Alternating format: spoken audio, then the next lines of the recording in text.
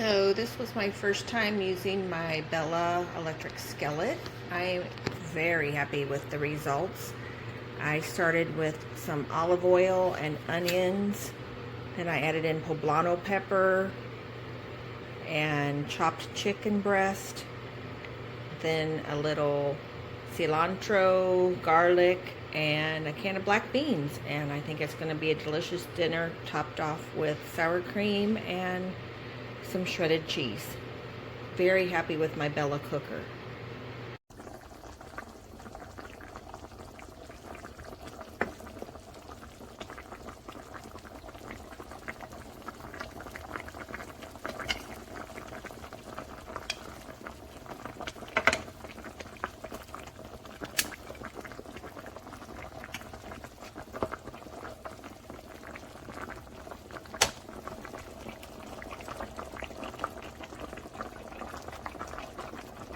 What is it?